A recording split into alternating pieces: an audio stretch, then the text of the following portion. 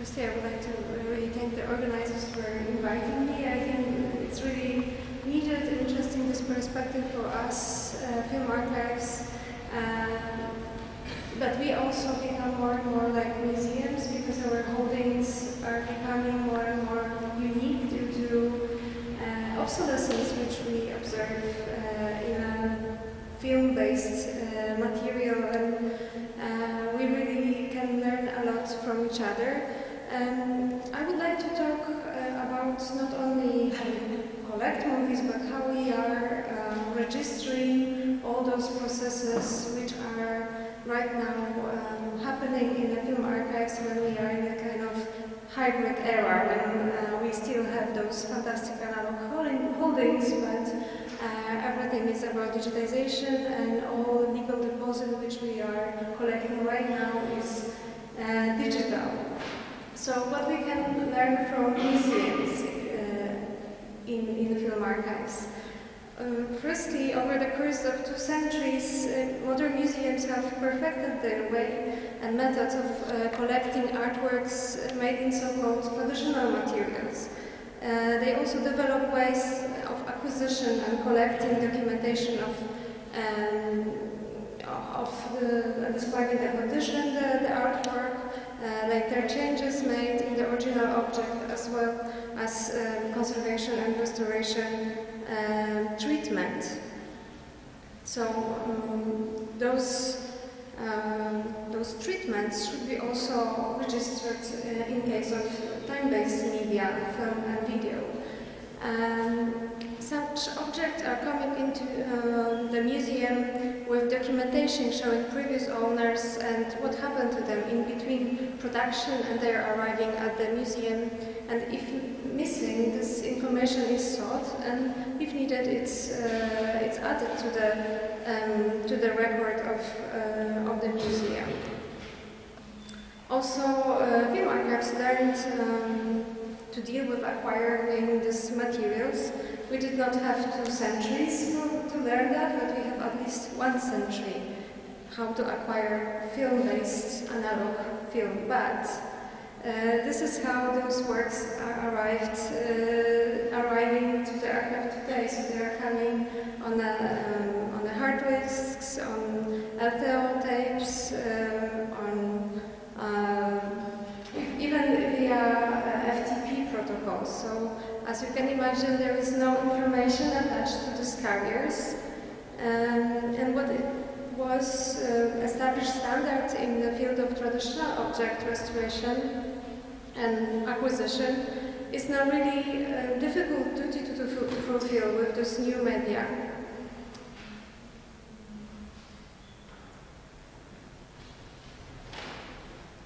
So I would like to talk a little bit about how we may register these acquisition processes, digitization processes, and really learn for future generation of archivists what happened between loaning film elements and receiving the digital files, as well as what happened to the particular media before it was acquired to the institution. Methods of conservation and restoration of new media undertaken independently from the physical artwork are often so experimental that it can be seen as a free-flowing activity between some ambitious curator or conservator and artist. And that's why we need to really document those intention and strategies taken, because sometimes there is no other way than reinstall the object or mimic it in a new technology or reformat this object. So, especially in the case of obsolete media art, they undergo by many reformatic processes before and after they appear in the collection. So, I would like to focus how we can make some kind of documentation track of these digital actions and how we can describe this transformation which conservator together with curator make, how we can formulate this precise documentation, and how we can communicate the decisions made regard to this video arts, video restoration, or more simple film-based art, but today in an obsolete format. So what we are seeing here is installation of Zuzanna Janin in 4 different forms in different museums. Those exhibitions were reinstalled together with the artists, but last year we undertook very detailed questionnaire with the artists, and now curator who acquired this object to the museum, Museum of Warsaw Museum, can reinstall it even without the artist, because all the instructions are given by Zuzanna Janin in kind of structured way. But the question is how we can collect this very complex information. And there was a little bit of talking already about collection management system. There are various products. So, of course, if they are smartly developed, a collection manager interface may represent actually this media artwork life cycle and can provide this kind of structured way to contextualize descriptions and allow one to establish this different criteria than in the traditional objects for cataloging, managing especially the multiple versions which you produce during the managing this audiovisual object. They help you to index data. What is important that those cataloging management system must be able to collect all those individual characteristics of the object. And sometimes it's within the traditional classification, which is often needed in case of new media art, because the genre are also involving the amount of genre is constantly evolving, as well as their definition. So your tools would be better if it would be flexible enough to let you do that.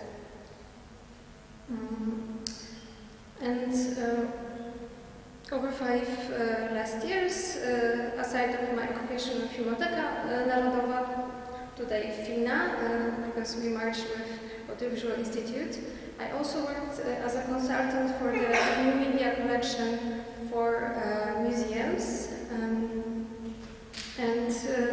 When I was trying to advise my colleagues from the museum world, I always try to introduce them to the media tools and to the metadata standards, which are already well defined in the film archive world. So, but the truth is that some years ago, in both this institution, the absence of proper tool for documentation and describing this very complex nature of the time-based media art make us create adequate software which could allow us to describe complex time-based media objects.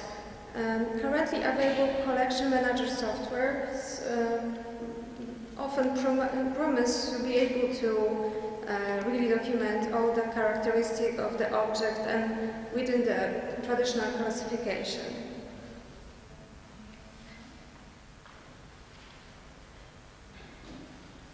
But we need to really find out if what exactly we can keep in such a repository. If smartly developed, a collection manager interface may represent such an artwork life cycle and can provide a way to really describe it in a very detailed way.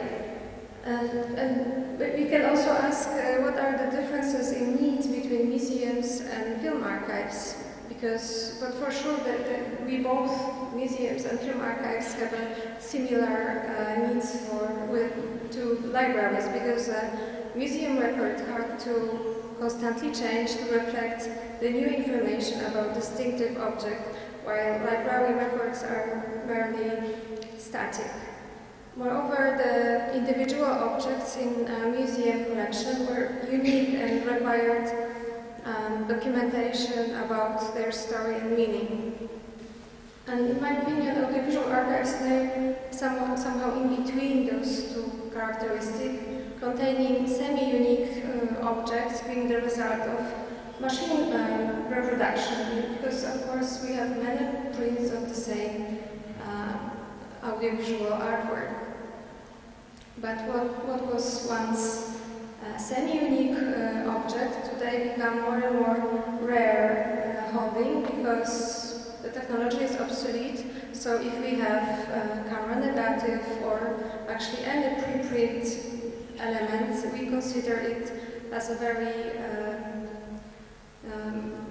very unique material with very high value, which makes us closer and closer to the museum. So, in a way, we both museums and film archives, we need catalogs that go beyond the functions of the library catalog to meet the need of specific object characteristic.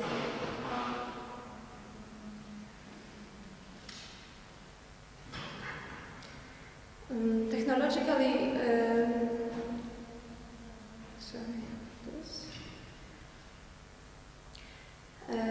decades already passed since National Film Archive started to acquire many file formats as the result of different production and post-production processes.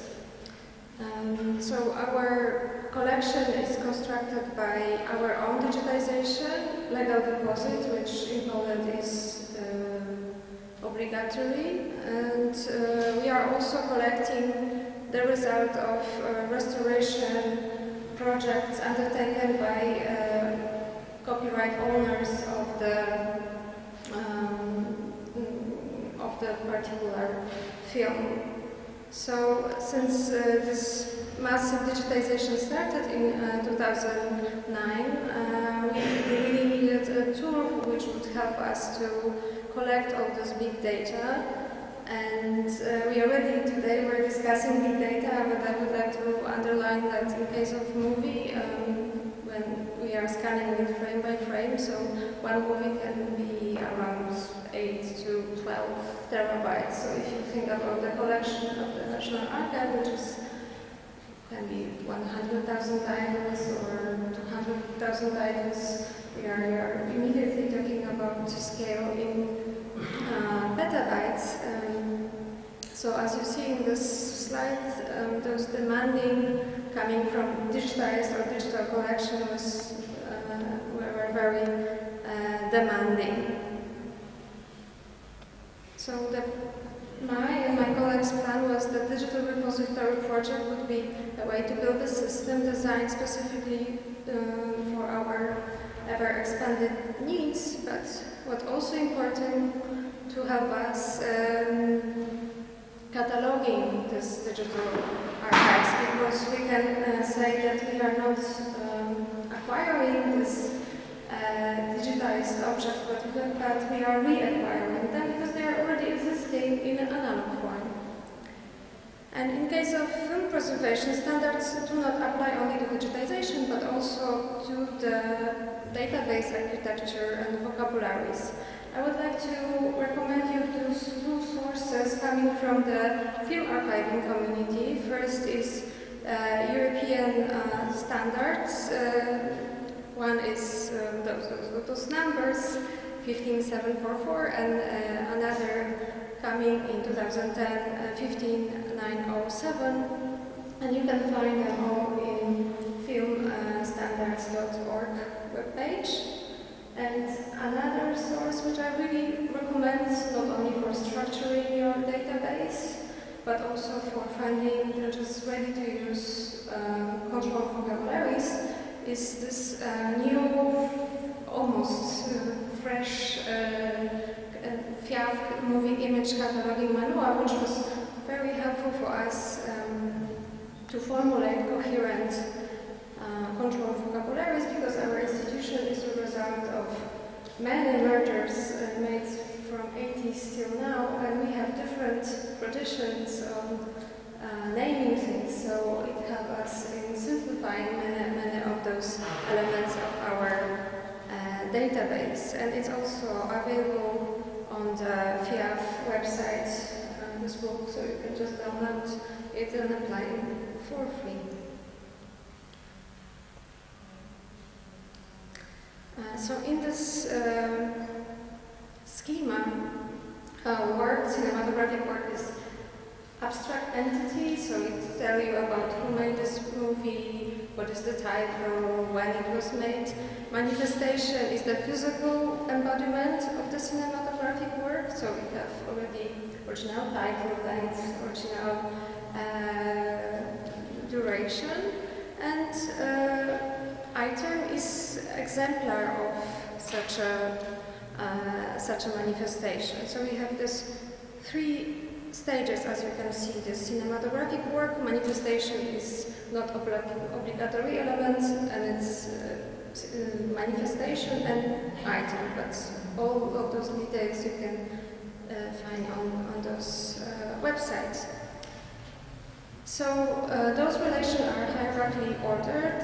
I'm not sure if you can read anything from this slide, but what I wanted to underline that it's hierarchically ordered. So the topmost element is this abstract artwork, and then there is a manifestation, which in our case can be analog or digital, and the manifestation have its particular items.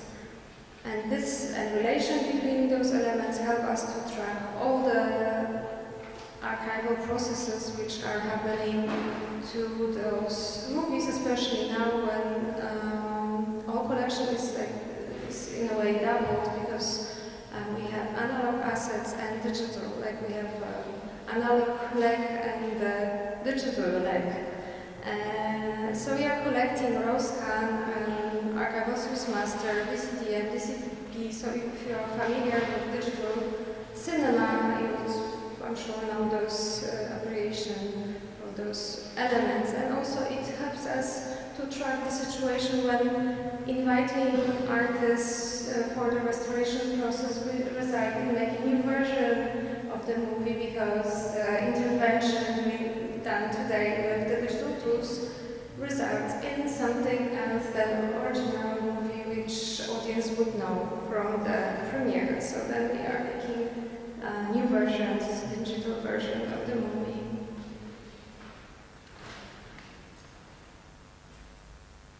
But what is, I think, unique for my institution is that last year, in the beginning of 2016, we started to really record useful information on conservation, digitization, and restoration of image and sound, and take more and make more coherent workflow view in our databases. So, tracking processes of digitization, conservation, and further reformatting of this object, I think is very essential, especially for future audience and future archivists, which will probably have no access to analog sources due to obsolescence of the technology. And also we need to have in mind the future archivists, which probably will work again on the same movies, and they would like to know what exactly happened during our restoration processes. So what we are collecting from our digitization laboratories, it could be in-house labs or outsourced labs. We are recording information, of course, what was the title of the movie and in which frame of which project it was connected to. We are recording information when it happened and which studio made it. We are recording information about particular scanner which scanned this movie. We are recording information about who done it, and because not everything can be squeezed to these boxes and to the controlled vocabularies, we are also leaving some space for making comments from key technical people involved in digitization or restoration. We are, and I think that's really important, we are recording the sources of our digitization. So in case of Film Archive, there could be different sources. It could be negative if we have it, but it could be interpositive to negative or print. And there is always a reason why we are choosing a particular element to be digitized. And it's really important to notice what was used and what was the source. So those are those green buttons which leads you to the object in database which represents this movie, which creates this kind of mind map and graphic representation of the life cycle of the particular movie.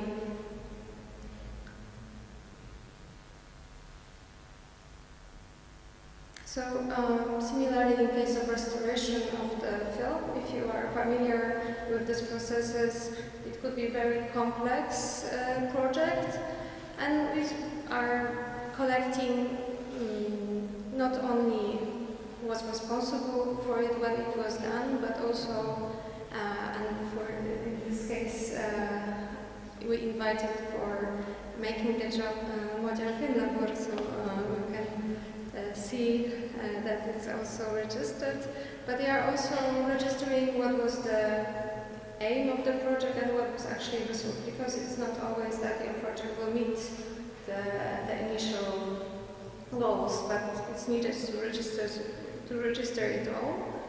We are recording particular each treatment we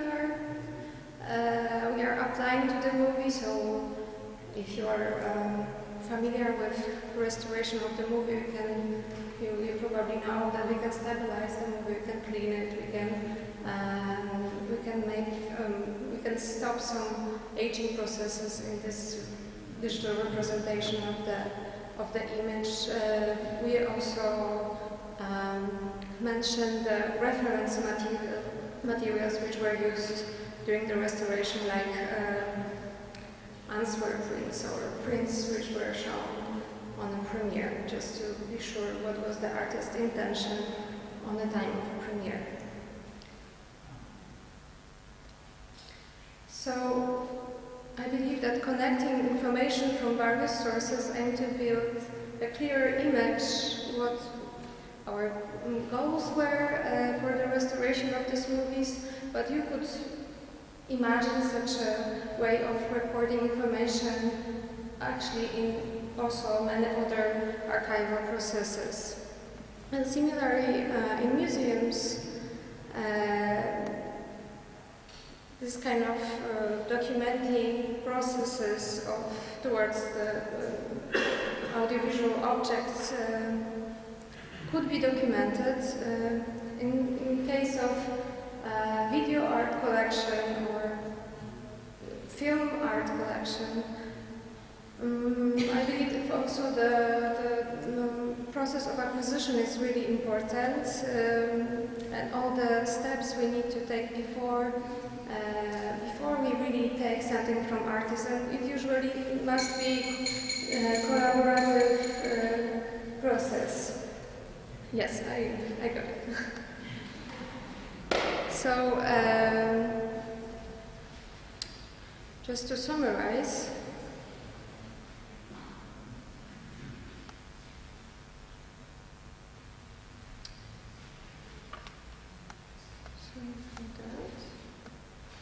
tracking the processes of digitization and further reformatting of media into various digital manifestation will also be crucial in case of audiovisual objects in both museum and in case of film archives. Just to be clear what exactly we collected, if the artist perhaps a better copy, better source, better generation, and then we need to learn about it from him or her when acquiring the object. So these processes of acquisition we should avoid this kind of fast making decision and taking whatever media are proposed and changes conversation with the artist or producer.